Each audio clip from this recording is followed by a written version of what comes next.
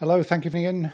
Hello, yes, thank you for tuning in. It's Stuart, the unrepentant atheist. I'm hoping that my sound problems are now fixed, and hopefully, those of you who were with me a couple of minutes ago telling me there are no sound that there are sound problems will now be able to hear what I'm saying.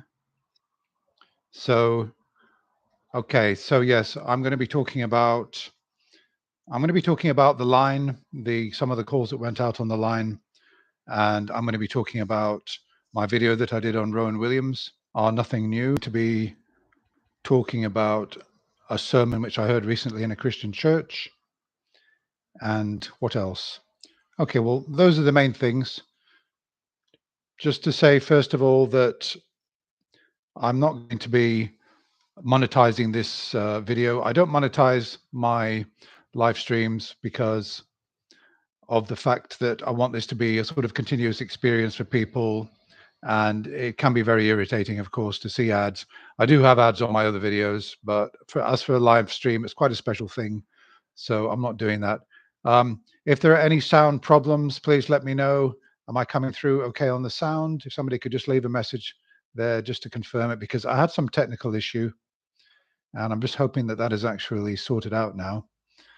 My I've only got um, okay, thank you, Trolley Dave. That's all I wanted to know. Thank you very much. I honestly don't know what happened.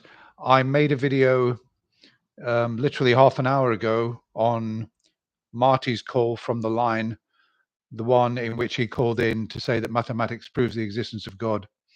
And I actually made that literally just half an hour ago, finished off making it. I don't know what happened. Maybe I left my software open and it was taking up the microphone, and it's frustrating. But anyway, I apologize for that. So yeah, just to say that this video is not monetized. My live streams will not be monetized from now on, just so that you can listen to them without having to hear ads. But the rest of my videos, more or less, on YouTube are actually monetized. So let me just talk about a few things. I'm going to talk about I'm going to talk about Rowan Williams first. By the way, this live stream will be lasting until 7 p.m. British Summer Time. I've then got to get off as I've got something happening which is a legal case, and it's occupying the next 2 days. I've got to get off and prepare for that case. I'm not a lawyer. This is something which, unfortunately, is something which is in my life at the moment, and I'm hoping that it can be resolved fairly soon. But it's taking the next 2 days. I've got to get off early and prepare for this legal case. But I'd like to get this live stream in rather than not do it at all, because I usually do it at 11 o'clock. Maybe I'll get some new people on because I'm doing it earlier. So yeah, my Rowan Williams video, as some of you probably realize, Rowan Williams is the former Archbishop of Canterbury. He was educated at Cambridge. I believe he studied theology. Well, surprise, surprise. And he was Archbishop of Canterbury for a relatively short period of time, I believe. Yeah, short period of time. He bowed out. I'm not too sure why, but he soon found himself a very luxurious position at one of the colleges in Cambridge, where he's the dean.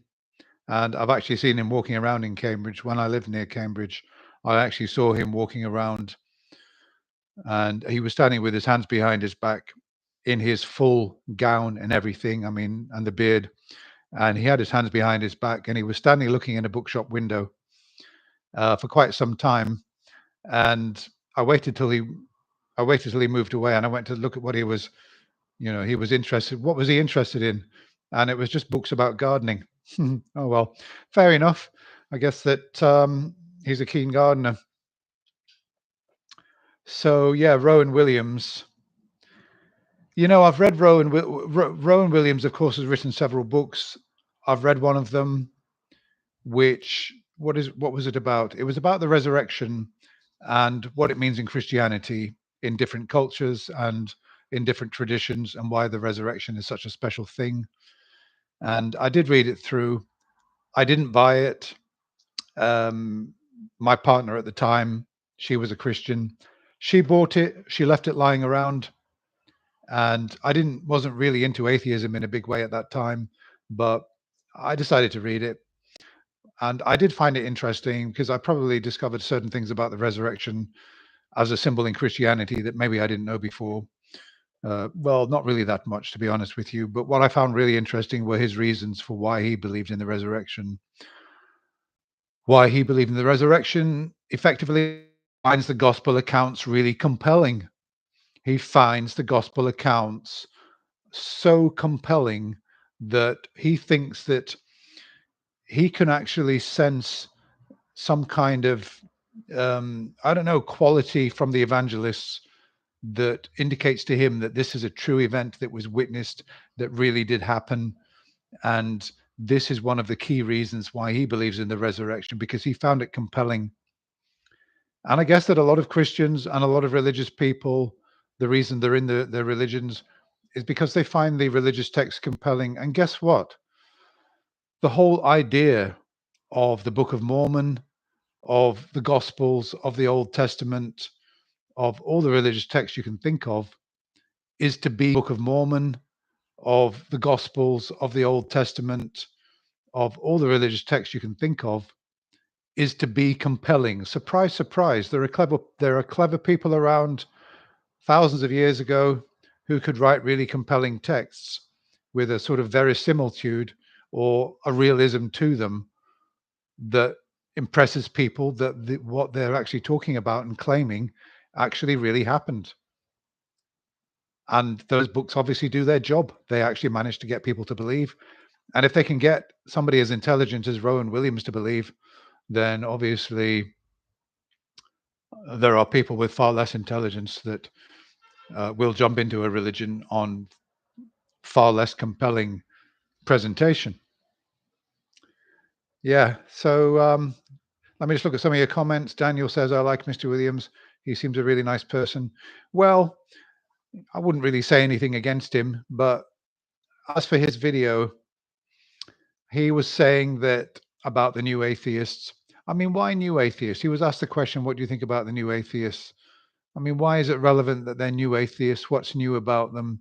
I suppose that maybe they're a bit more outspoken than before. And let's face it, if you're an atheist several, let's say 350 years ago, you could lose your life in the Western world anyway.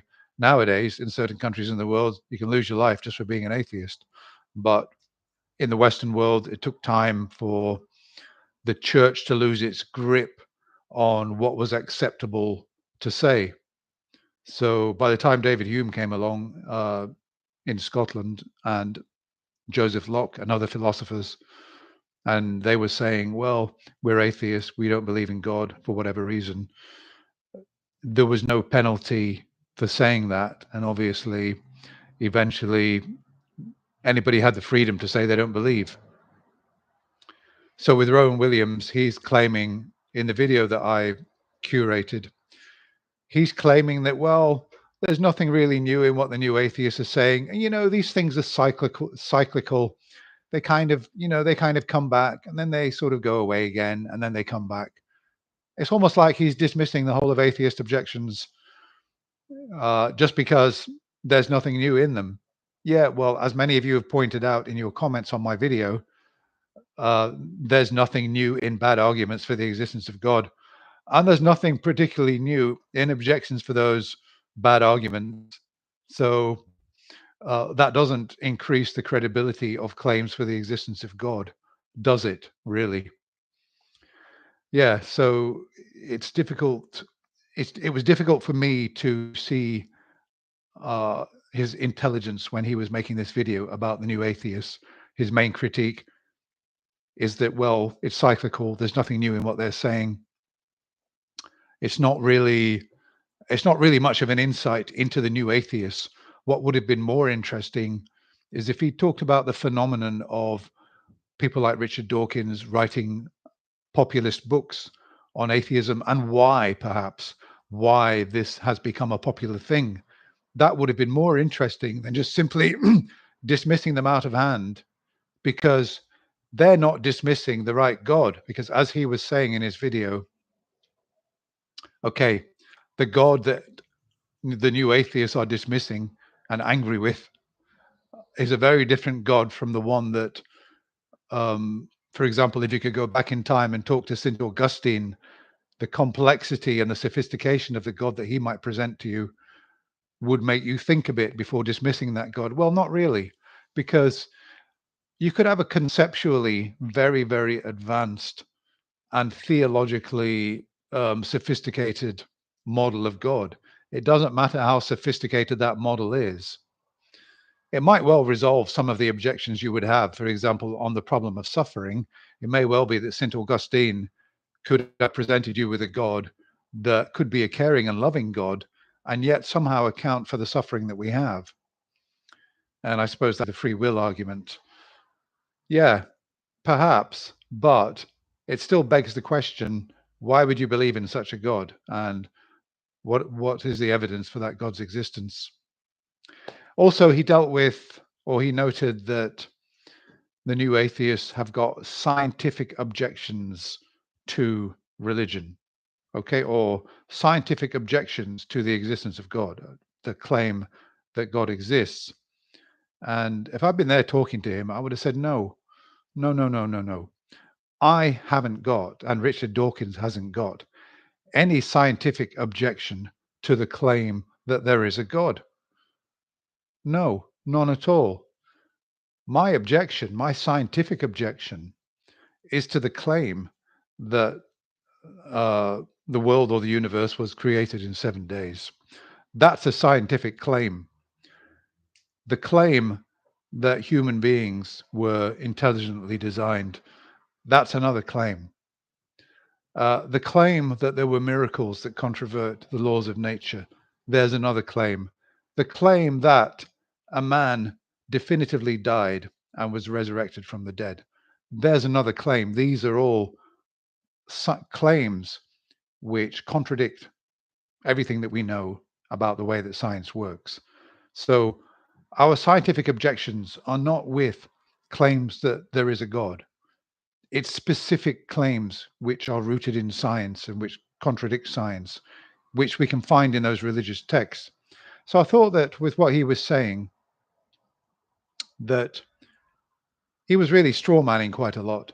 And he didn't really, I think, get to grips with what new atheism is and why it's a thing.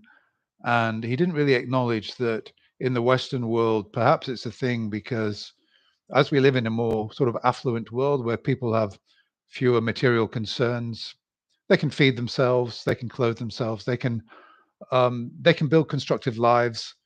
All right, there's still a lot of inequality around, but if you work hard and you come from fairly humble beginnings, you can do well for yourself. We live in a society where there's enormous choice, materialistic lifestyle. You can, you can join a commune, or you can live a hippie lifestyle. You can get a camper van, and you can just travel around. There's this enormous choice that we've got, or you can just live in a standard house. You can get married and have children. You can either go to church or not go to church. So there's so much choice in the modern world in which we live that maybe there's not so much need for religion. And this brings me on really to talking about the sermon which I heard on Sunday morning at the weekly service, which I attend with my partner. She's a Christian. And I must admit, I always find it interesting to listen to the sermons. Okay, so there was a different minister this time. There were two regular ministers. They were both away preaching somewhere else. So there was this new guy in. He looks like he's about 75, and he delivered a sermon which lasted about 20 minutes, and his theme was based on this phenomenon that we've seen, this statistic that we've seen in Western society, or at least in Great Britain, that there are now fewer people who are adhere to a religion than ever before. And he quoted a figure. I don't know where he got it from. Maybe it's true, maybe it isn't. But he said that he'd seen some statistics which suggest that 52% of people don't feel any need to have religion in their lives. They don't feel a need to have any God in their life. And he didn't really spend too much time talking about why this might be, but he spent a lot of time talking about how much they're missing. Because without a God in your life, where's love? Where's goodness? Where is morality? Where is purpose? Where is meaning? Where is a community that truly cares about you? And all these things. And that the church still has got a lot to offer to people. So I listened to that. It went on for quite a long time. Oddly enough, I was storing it up in my memory.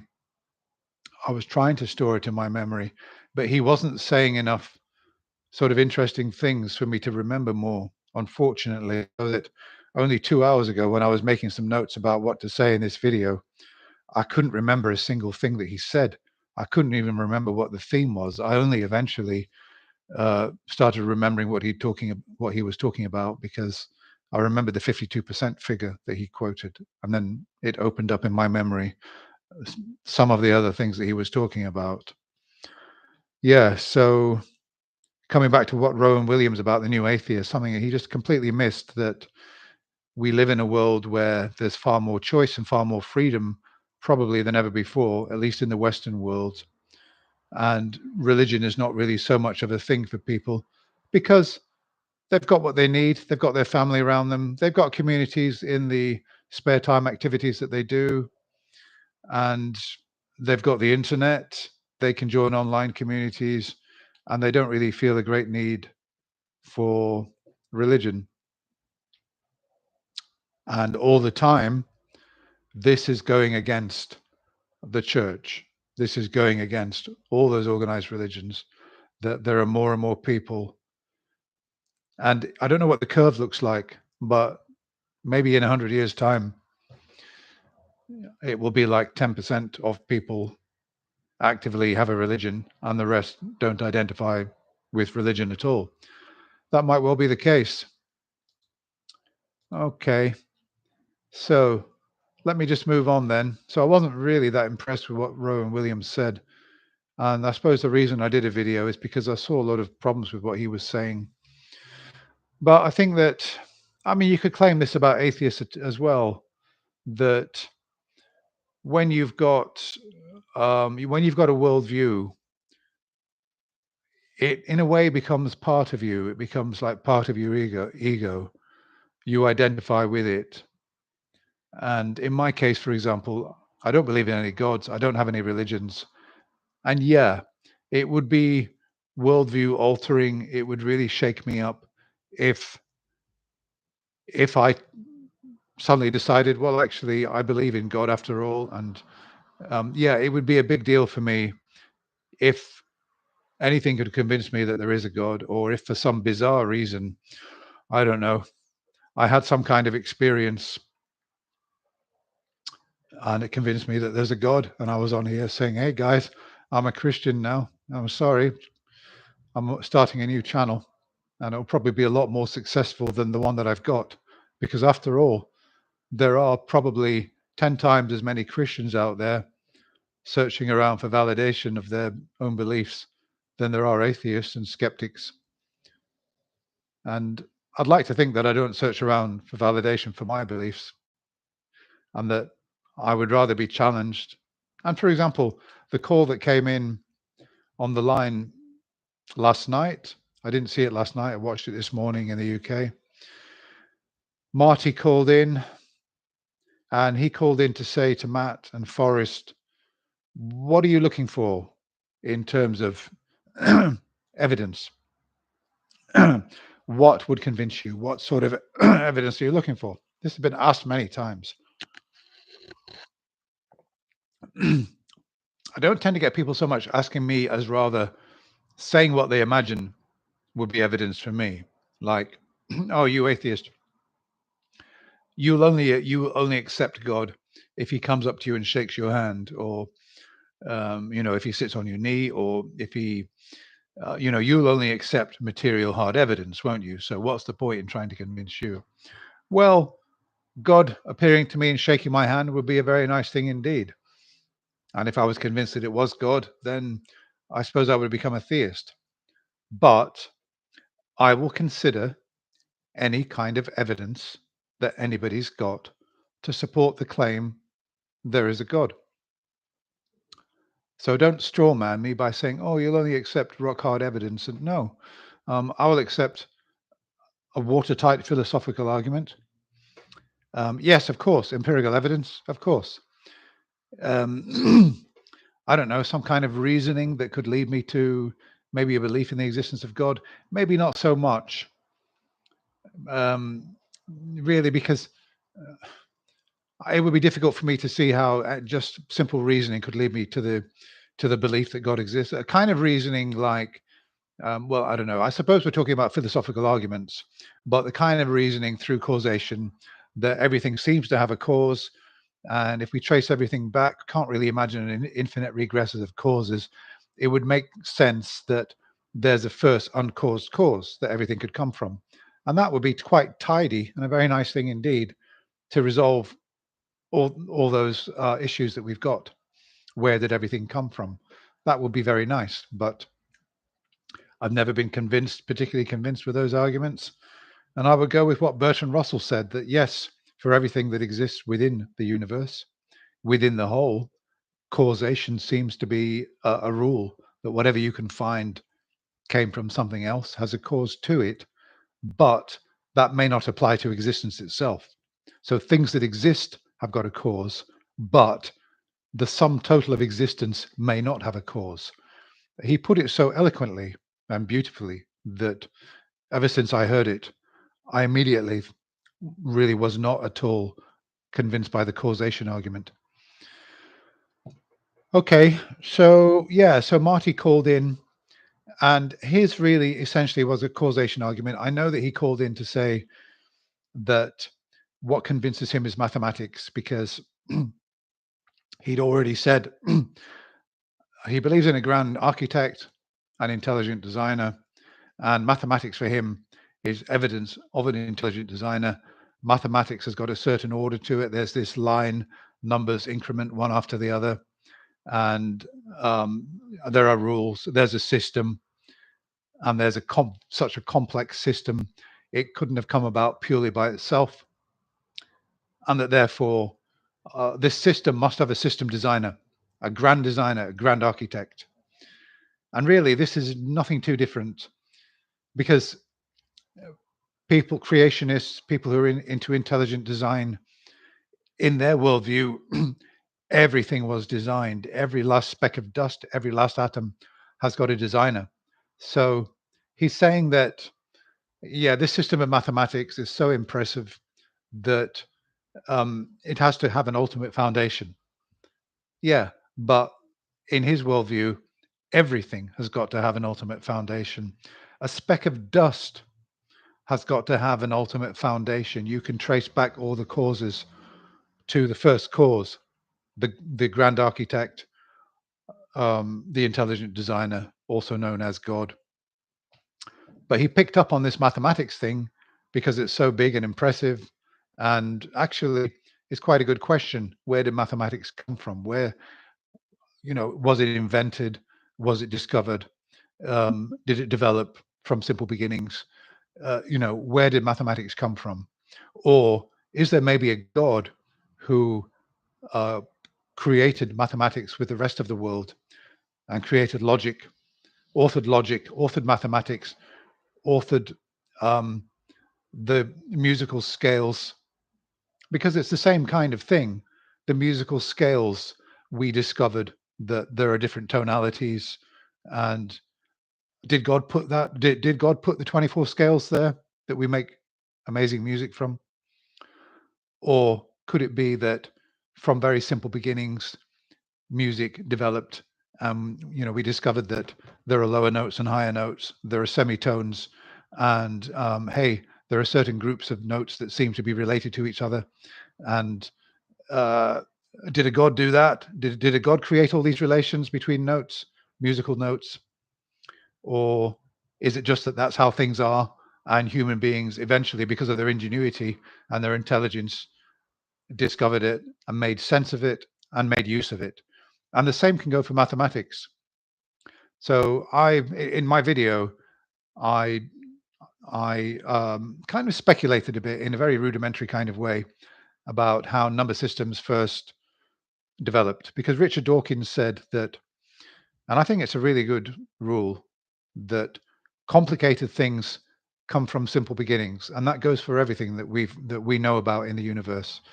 You don't get a human brain from from nothing. The human brain developed from simple beginnings. We know that. Yeah.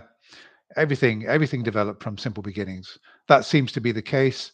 And number systems, linguistic systems, the laws of nature, the chemical laws, the physical laws. Well, no, let's not talk about those. But we can talk about them in the sense that, for example, Newton has got his laws of motion. And in a sense, Newton, came from the way that he describes it from simple beginnings. And eventually, then we got Einstein with his theory of relativity. And then we've got quantum mechanics. These things become more complex, our way at least of describing the physical laws. They're more complex because we're becoming more precise, I suppose. And so with music and with mathematics, with math, for example, if you were in a tribe of Neanderthals, I don't know, Neanderthals, why did or Homo erectus or something like that, and you had virtually no language. No, let's say you had a very rudimentary kind of language, very primitive kind of language, and you were hunter gatherers. So you were going out, and let's say that mangoes were growing. It was the mango season.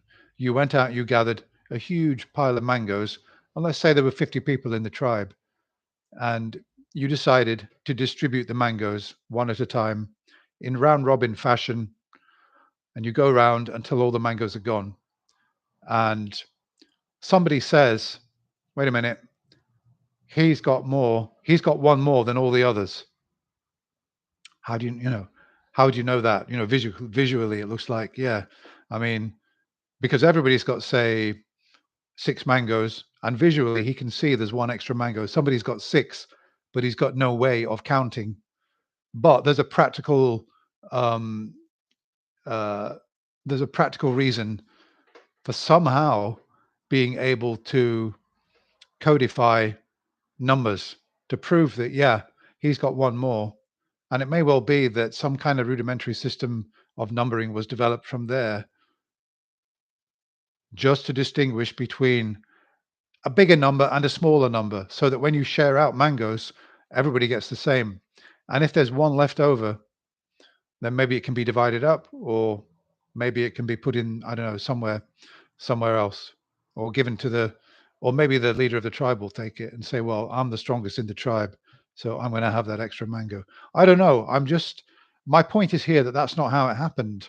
But all these complex systems that we've now got in place um, were developed from very, very simple beginnings. And they look impressive now, but it took hundreds of thousands of years to get there. And I can conceive of a universe in which there are no human beings, and the most intelligent life form is a single celled organism. And all these mathematical laws that we've got and numbering systems would still be valid, but they wouldn't have any existence in any kind of objective sense. It would take the development and the evolution of an intelligent species to reach a certain level to start making use of numbers and the way that numbers relate to each other. So I reject his argument. I reject his argument that these systems, indeed everything, must have come from a first cause, must have been authored. I reject it, even if I say I've got no idea how numbers and mathematics came about. My having no idea about that still doesn't lend any more credibility to the existence of any God. I could just say, well, I don't know. But as it happens, you know, I can see, I can understand how from simple beginnings these things could have come about. Okay, now that call was slightly unpleasant in the sense that he was a bit of an awkward customer.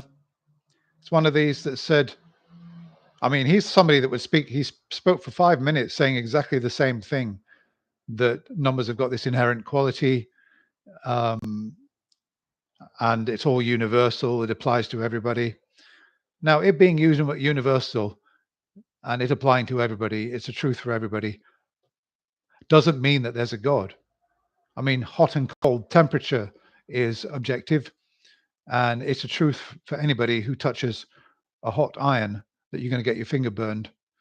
It's a truth for everybody, but that doesn't mean that's no argument for the that can't be somehow used as a point in favor of the existence of God. I don't really see, just because something is universal, it doesn't mean that a God did it. We just have things in this universe. There is an order that we've discovered because of our intelligence. There is an order to things. There is an order to numbers. There are numbers in the sense that we've demonstrated how quantity is a thing.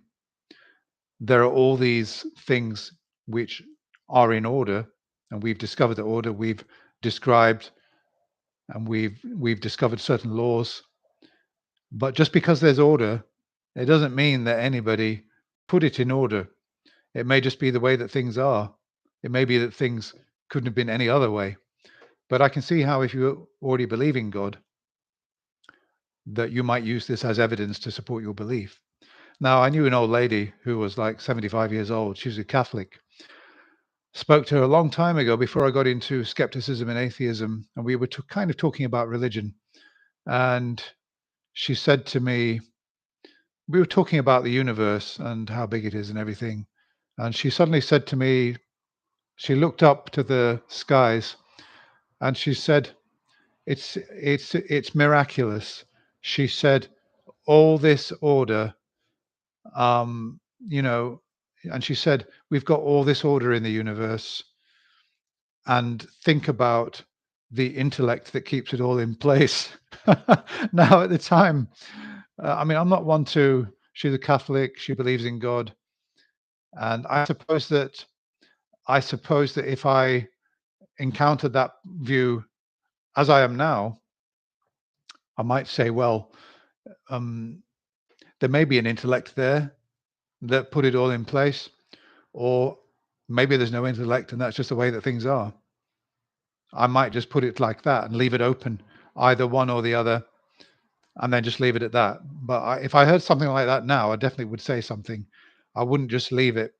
And I think at the time I didn't quite have the tools to deal with something like that. Yeah, I just sort of shrugged my shoulders. I said, well, I didn't want to start saying to her, well, I don't believe in God, because the context of the situation was such that, you know, um, I didn't really want to get into a discussion with her about that. Okay, so yeah, there was Marty, and that went on for a long, long time, really.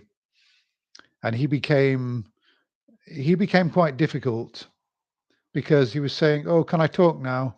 Or "You won't let me finish my point." And this is after he spent 5, 6 minutes non-stop talking about why numbers point to God and why mathematics point to God. And he didn't really give a good reason. He just kept coming back to, oh, because one number can be greater than another, and this can go on and on and on into infinity. And numbers have got this inherent quality; they behave in a certain way in relation to other numbers, and we've got all these systems of mathematics, and that couldn't have come about unless there was a designer. He really just kept coming back to that, and I don't know. It didn't really end very well, and I think that, I'm not sure if they banned him, but I think they hung up on him in the end because he just came back to his initial arguments. So yeah, but I've heard this before. Mathematics proves God. No, mathematics does not prove God. If you could prove your God exists by some other means, then and then this God uh, tells us that, yeah, I put in place all the mathematical laws, that's fine. But just to assert that logic and everything effectively, because as I said, this was just an argument from causation made to look clever because he talked about mathematics, and he could have just talked about a grain of sand, because the argument amounts to the same thing, doesn't it? If there's a grand designer, everything was designed. Okay, so what else? Let me see. Yeah, Ryan called in again. He seems to be a frequent caller. I've come across a few Ryans recently, and they've all been kind of problematic and even toxic. So this particular Ryan, he's called in a few times. I believe that I heard his call with Forrest and who was it? Who else was on there? Skeptics and Scoundrels, I think, when Ryan was arguing for intelligent design. And this time he called in, and Forrest recognized him, and he started arguing that morality is evidence. Yeah, morality is evidence for the existence of God, and that morality is knowing the difference between right and wrong, and that we couldn't possibly know this unless God had sort of helped us with it, had put that inside of us, morality. There must be a God, otherwise there'd be no morality, effectively. And then Forrest started characterizing and saying, oh, yes, I remember you calling last week. You were calling about intelligent design, and what you're saying about morality sort of amounts to the same thing. And you know how Forrest can get worked up with what he's saying. As Ryan was kind of winding him up a bit, saying, no, you're straw manning me. I didn't say that. You're mischaracterizing what I said. Actually, he wasn't. He wasn't mischaracterizing what he was saying at all. I heard the call last week or the week before, and that's really what it amounted to, is arguing for intelligent design, that we couldn't possibly have all these complex life systems unless there was a designer. And Ryan was saying, no, you're mischaracterizing. You atheists have got some kind of mental block. When it comes to me and my arguments, you don't know what you're talking about. And he told Forrest to cool down. and and then eventually he said to Matt, what did he say to him? Yeah, sorry, no. Yeah, no, it was Matt. He said, cool down. Matt was not steamed up in any way. He wasn't angry. He was just putting Ryan straight. And Ryan said, Matt, you better cool down. And I think then Matt banned him for life. He just hung up on him, told him that he was now banned and that he wouldn't be allowed on any of the shows in future. That's fair enough. Ryan was not really a good caller, a dishonest caller, really, a toxic caller, because really instead of discussing the issues, you're nitpicking on atheists and saying, oh, you mischaracterized me from last week, and you're straw manning me, you're doing this, you're doing that. Instead of doing that, you could say, look, instead of accusing somebody, instead of saying to somebody, look, you're straw manning me, what you should do is say, oh, perhaps you misunderstood something, perhaps I didn't explain it very well, but what I really meant was this, and then lay it out. And then the person you're talking to will say either, yeah, that's what I thought you meant.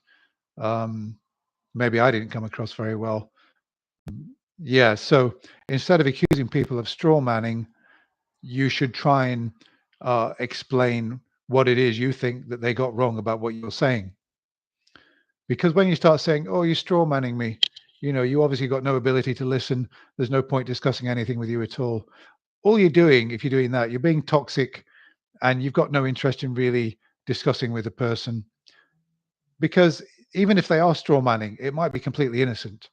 It might be that they misunderstood something. So why not explain and reiterate and explain and clarify, rather than using this stupid ploy of, oh, you're straw manning me. And it usually comes from Christians. Okay, I have to admit, I said earlier that Rowan Williams was straw manning New Atheist. Okay, I suppose I could be criticized for that, but I'm not in any position to correct his misunderstanding. And if I've been with him, talking to him, I wouldn't have been saying, Dr. Williams, you're straw manning New Atheist. I wouldn't have said that. I would have articulated exactly the way I did before and say that we've got no scientific objections to God, no. And so, yeah, when you hear people come onto the line say, oh, you're straw manning me, you're being dishonest, you're mischaracterizing me, cool down, you atheists, you angry atheists, etc. Somebody who's got no interest at all in presenting their view and defending it, and also trying to find out what we think of it. Or, oh, you won't let me finish. And this is somebody who's been allowed to talk non-stop 6 minutes, and he's saying, "Oh, you won't let me finish." Okay, so there was Marty, and then there was Ryan. I don't think we'll be hearing from him again. And what else have we got? Okay, I'm not going to talk about the line anymore. There were one or two other calls which were not really quite so good. There was a lady who called in. I think she was an ex-Catholic, or she's deconstructing, and she couldn't get away from this idea that there's a soul. But interestingly, with her, the soul is not something that survives the death of the body. And Matt quite rightly said, "Well, then I'm not interested in it.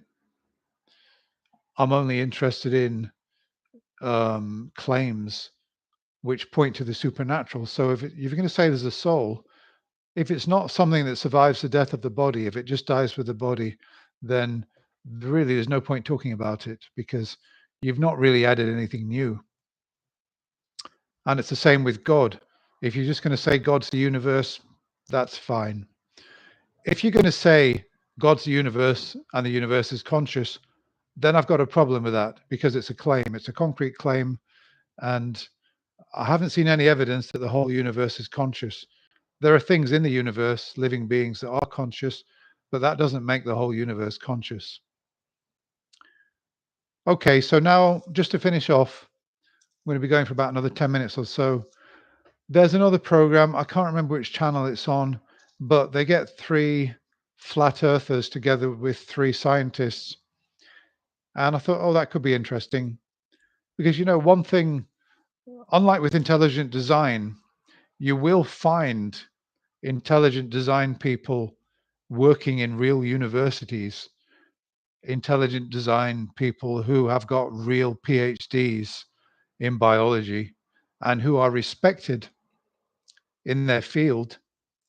Yeah, you will find them actually working in real universities. Okay, like Dr. Behe, but you will find that those universities will typically put a disclaimer saying that, for example, with Dr. Behe, the university does not agree with Dr. Behe's religious views in connection with biology. There will be a disclaimer on there. Now, if you take flat Earth, show me one natural scientist who accepts flat Earth. Okay, you guys, find me one scientist, real scientist who works in a university in research, somebody who's got a PhD in the natural sciences and is working in that field, who believes in flat Earth. Show me that person. I don't believe there are any, because any scientist who subscribes to flat Earth will become such a laughing stock. I mean, a laughing stock because there's no need to defend scientific facts. There just isn't. There's no need for me to be defensive about globe Earth. There's not. It's a well-known scientific fact that the Earth is a globe. There's no need for me to present evidence for it. The evidence, if you need it, is out there. It's something which is so thoroughly well established and has been so for thousands of years. Even, I believe, even the ancient Greeks knew that the Earth is a globe. They devised ways of it. So, yeah, so we had in this show 3 flat earthers, and we had 3 scientists. Now, it was interesting listening to, I'm probably going to do a reaction video on this. It was interesting listening to each one had to say who they are, what their profession is. So for the 3 scientists, excuse me. Yeah, for the 3 scientists, it was like, yes, okay. Yeah, my name's Dr. Chung. I work for the Massachusetts Institute of Technology. I'm a physicist. I've been working in research for 12 years. I've published 200 journals. 200 articles in journals, peer-reviewed. Yeah, so that's the caliber of people who were sitting down there, and they all had titles like that. Real, genuine scientists, published. And then the three who were flat earthers, and one was like something. What was he? Oh, I'm a part-time entrepreneur and internet researcher. And then another one said, I'm a nurse and I'm bringing up three children. And then there was another one that said, yeah, I work on a burger stand. And okay, well, look, I mean, the fact that they just do ordinary non-scientific jobs doesn't mean they're wrong, but it doesn't really lend much credibility to them being able to evaluate arguments for flat Earth, does it? So, for example, one of the arguments for flat Earth that this lady said, "Oh, I've been out to Lake, I don't know, Lake Michigan or something, and I've stood with a telescope and I've been able to see, I don't know, 120 miles in the distance. I could see the city of whatever. I could see certain buildings 120 miles away. Now, if the curvature of the Earth is such that every 60 miles, after 60 miles, you can't really see anything or something like that, then I shouldn't be able to see it, right?" And of course, the scientists said, well, if what you're saying is true, then you should be able to stand, I don't know, shall we say, in Florida on the coast with a high powered telescope. I mean, a real super high powered telescope. And you should be able to see the African coast, shouldn't you? Right? You should be able to see another continent thousands of miles away because we've got telescopes that can see. We've got telescopes that can see the moon in really close detail. And if what you're saying is true, that the Earth is truly flat, then we shouldn't be able to see just 120 miles. We should be able to see thousands of miles. And it just doesn't happen. You can't. You can't. You try and look with a high-powered telescope, beyond a certain distance. You can't see anything at all because your field of view, if you've got there's the curvature of the Earth and you're there with your telescope, it will just go off into space. The straight line, you'll be looking straight into space once it goes off the curve. Yeah, so it was kind of bizarre, but something that was interesting was that they asked the flat earthers and the scientists, where do you get most of your information? If you get most of your information from the internet, please step forward. And the three flat earthers all stepped forward and the scientists didn't. So I think one of the scientists said, look, you're not badly educated. You're just wrongly educated about this. I haven't watched the whole thing, but it looks sort of interesting. Yeah, thanks, XE Music. I don't know. I'm just giving an example there. But look, where I live near the sea, and I've been out with my binoculars and with my zoomable camera, and I've caught ships on the horizon where you can't see the bottom part of the ship. Yeah, all you can't see, the lower decks. All you can see is like the top of the ship, like the very top of the top deck. I mean, like if it's an oil tanker, for example, you can't see the sort of dark part of the ship, the hull. Yeah, the hull. You can't see the hull. All you can see is like a little bit of the rim, and then obviously the rest of the ship, because it's going over the horizon. And I've got a photograph. I published it on my channel, and I don't know how flat Earth can account for that. That you can only see a part of the ship as it's going over the horizon. In fact, I kind of proved myself that the Earth is a globe with my very own evidence. And I know there are flat earthers out there who would say, oh, you've doctored that, you've put it in Photoshop and you've been tampering with it. Of course they would. Of course they would. But I think that probably on the whole, we don't really see scientists getting involved in flat Earth debates because, I mean, nobody takes it seriously. It's a bit like with the Mormons claiming, I don't know, anachronisms debunked. If you go onto Google, you'll find that only Mormons are interested in this question, and maybe some skeptics' websites. There are no fields of academia who are remotely interested in this claim that the Book of Mormon is accurately debunking anachronisms. Nobody's interested in it. because it's not impressive at all and it's debatable. Yeah, and it's the same with flat Earth. A lot of these crazy things. And by the way, all these flat earthers, they're also moon hoaxers as well. Yeah, they also don't believe in the moon landings. And this woman, she said that she was married to her husband. He didn't believe in them. She believed in the moon landings. She always wanted to be an astronaut. He said, "Oh, you realize that the moon landings were faked?" And she said, "How do you know that?" Well, come on, look, it's like a studio. I mean, look at the pictures from the moon. Where are the stars? It's obviously a studio because it's got a black background. Of course, they made it all in a studio. They couldn't get to the moon. They couldn't have got through the Van Allen belt. They couldn't have got 250,000 miles through space to the moon. How do they have enough fuel to do that? And she said, oh, yeah, you're right. Yeah, she didn't bother to do her own research and checked her husband's claims. She just said, yeah, honey, you're right. The moon landings were a hoax. And when she realized that the moon landings were a hoax, and then she heard about flat Earth, she thought, we've been lied to. Not only were there no moon landings, but we've been lied to because my senses tell me that the Earth is flat. Therefore the Earth is flat. And all those who are conspiring to say that the Earth is a globe are using this, are pretending to use science to prove that the Earth is a globe when it's obvious, it's blindingly obvious that the Earth is flat. That's how it appears when you're a child.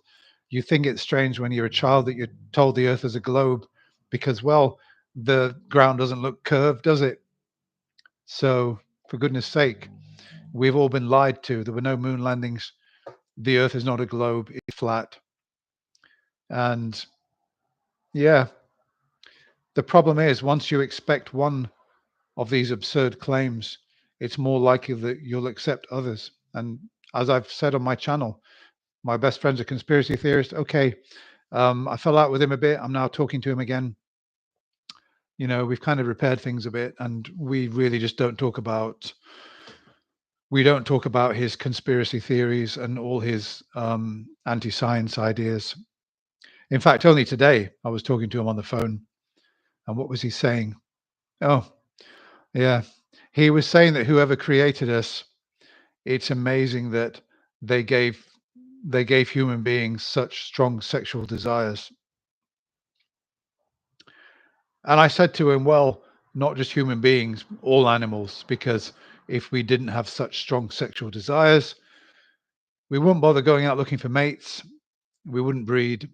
The species would die. That's just biology and evolution. But I didn't really want to get into this with him again because, people who think that aliens, they call them aliens, don't they? People think aliens engineered human beings. The problem is it just kicks the can down the road. They say, okay, let's supposing that aliens engineered human beings. Where do the aliens come from? At some point, there must have been some kind of abiogenesis event. Or are you going to claim that there was a God who created these advanced aliens and then the advanced aliens created human beings? I mean, why violate Occam's razor? Why not just accept that there has always been a natural world and that from simple beginnings, thanks to the laws of chemistry, um, a living cell actually started off and then it became self-replicating or a self-replicating cell. Somehow, we don't know how, started whole of life off. Why bother with this nonsense about aliens or gods or anything like that? Right. Okay. Well, I'm going to be signing off in a couple of minutes. If you've got any questions, I'll just look through your comments. It's a shorter live stream tonight. I'm doing it at this time because I've got a court case for the next 2 days, a very, very stressful one that I've been preparing for, and I've got to go off and spend more time preparing. And so consequently, I can't do the live stream later on. So I've decided to do a shorter one earlier in the evening. Thanks for being with me. No, I don't do, I'm not doing any monetization on my live streams, just, because to be honest with you, my videos that do the best are my Matt Dillahunty videos, and I admit I do make some money out of those. But I mean, I deserve something, don't I, for the time I put in? But for my live streams, I mean, for the amount of money I make on my live streams, it's not really worth causing an inconvenience to you guys. Let's have a look at your comments. Um, mm, all right. Yeah, thanks. Yeah, the court case. Yeah. The dreadful thing is that the absolutely horrible thing is we've got a justice system, we've got civil and criminal courts, and the absolutely horrible thing is that justice doesn't always prevail. And that because some people are extremely convincing liars and plausible liars, justice doesn't always prevail. And when you're in a situation and you're stuck in a legal situation and you know that other people are lying and that courts are believing them, it's incredibly frustrating. It's just, it's so horribly frustrating. Okay. Yeah. Okay. Thank you very much. I'm signing off now. And I hope to come back later in the week and say that my court case went well and that I prevailed and that everything turned out okay. Thanks a lot for watching, and bye for now.